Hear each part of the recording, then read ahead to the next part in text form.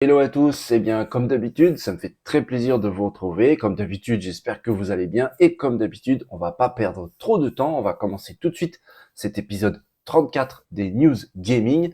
Installez-vous confortablement, c'est parti.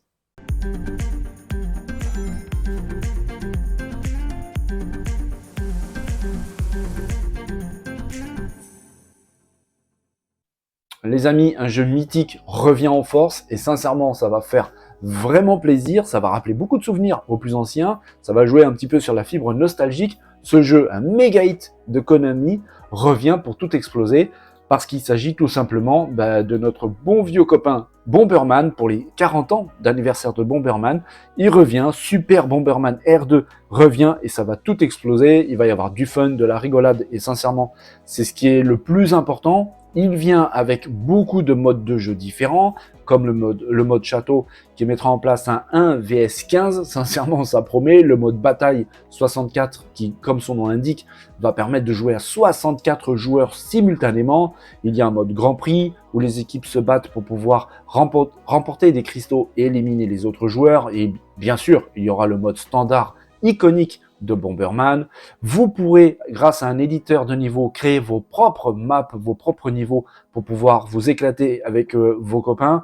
Le jeu sera totalement cross-platform. Il sera disponible sur Nintendo Switch, sur PC via Steam, sur Xbox X, S, sur Xbox One, sur PS4 et bien sûr sur la PS5. Et donc totalement crossplay. Si par exemple vous êtes joueur sur Nintendo Switch, vous pourrez tout à fait jouer avec un joueur PC, un joueur Xbox ou un joueur PS4, PS5. Il n'y a pas de limite au crossplay. Une petite fourberie quand même de la part de Konami, parce que tout simplement, ce jeu va être vraiment détesté par les parents, parce que Konami a décidé de le sortir le 14 septembre, en pleine période de rentrée scolaire. Il va y avoir aussi une ambiance explosive dans les maisons. En tout cas, le fun approche dès le mois de septembre, le 14 pour être plus précis. Bomberman revient, vraiment ça va être drôle.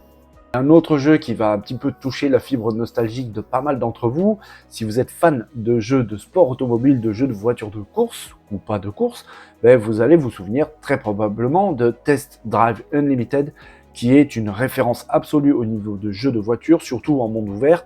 Les Test Drive ont toujours été des références à chaque sortie, et on sait depuis un moment, j'en avais parlé d'ailleurs sur la chaîne il y a un petit moment, qu'un nouveau Test Drive était en développement, Test Drive Solar Crown, qui arrive bientôt et qui va se dérouler sur l'île de Hong Kong.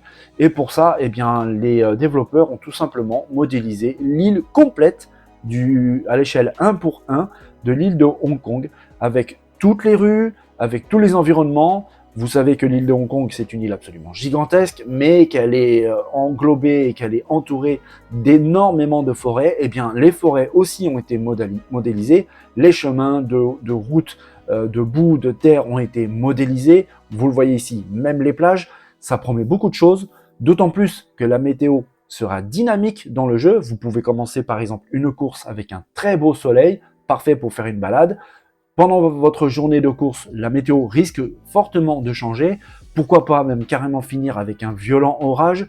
Si en plus de ça, malheureusement, vous vous êtes aventuré en forêt sur des chemins de terre au moment de l'orage, je vous raconte pas un petit peu l'état de la route. Si vous avez en plus de ça une voiture qui n'était pas trop adaptée, ça peut devenir très vite compliqué. En tout cas, ce test drive s'annonce vraiment grandiose, vraiment intéressant, avec énormément de choses à visiter, à trouver. Il y aura même des pièces détachées à trouver sur la map, pièces détachées qui vont pouvoir vous permettre d'acquérir des voitures emblématiques de la production automobile mondiale.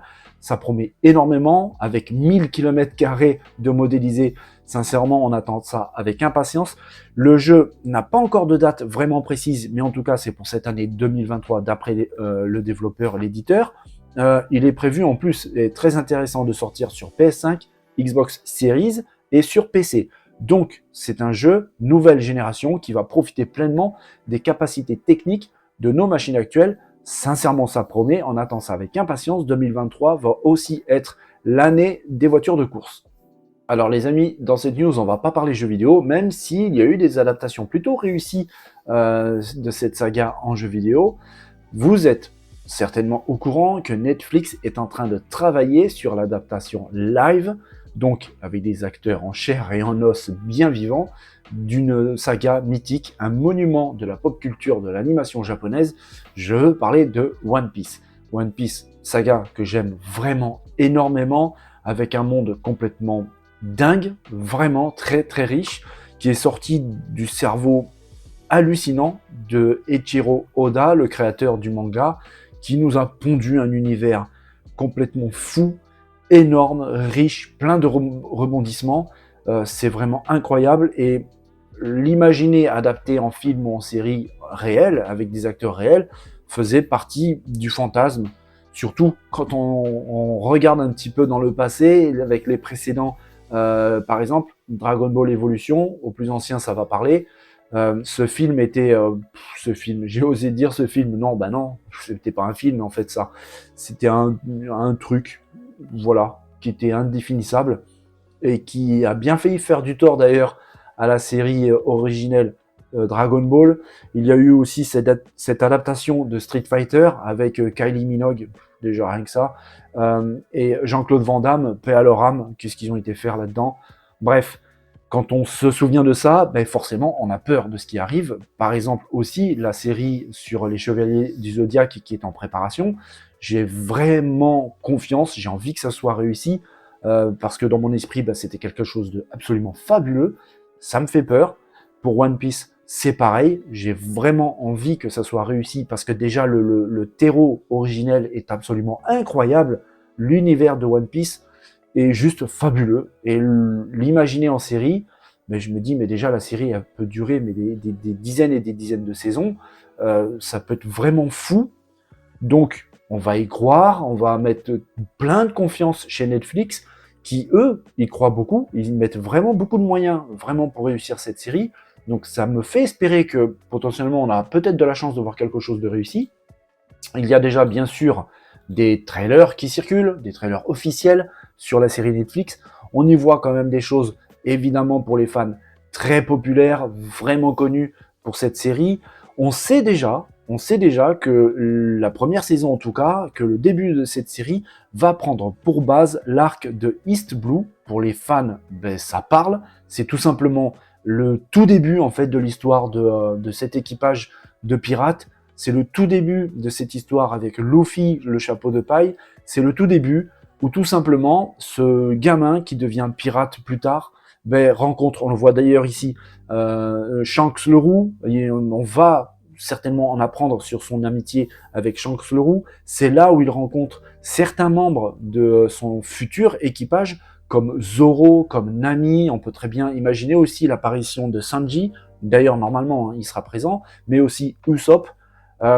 Ça donne envie, vraiment, parce que l'univers est juste fabuleux. Ce que nous a fait Eiichiro Oda avec One Piece, bah, c'est absolument délirant.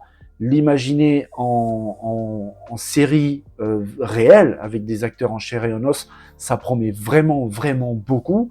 Et d'ailleurs, c'est pas si loin que ça, en fait, finalement. Là, apparemment, l'adaptation live avance à grands pas, parce que tout simplement, il y a le compte Instagram officiel du directeur de la photographie pour la série, qui s'appelle Michael Wood, qui a changé sa biographie, et on y voit très clairement One Piece le 23 septembre sur Netflix. Donc en fait, c'est pas si loin que ça. On va laisser passer l'été.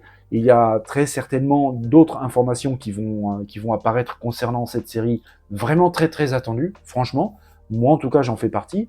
Je vous cache pas et je répète, j'ai vraiment vraiment peur qu'il fasse un petit peu n'importe quoi. On va espérer que ça ne sera pas le cas, un petit peu comme pour les Chevaliers du Zodiaque. Il manque plus qu'à attendre, à espérer. En tout cas, j'espère vraiment que ça va aller.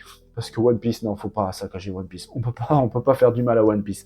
Donc les amis, dès que j'ai des news supplémentaires sur ce sujet, avec pourquoi pas hein, des vidéos supplémentaires un peu plus intéressantes, je pense avec le temps qui arrive, on va en avoir d'autres, ben, vous serez au courant comme d'habitude sur la chaîne.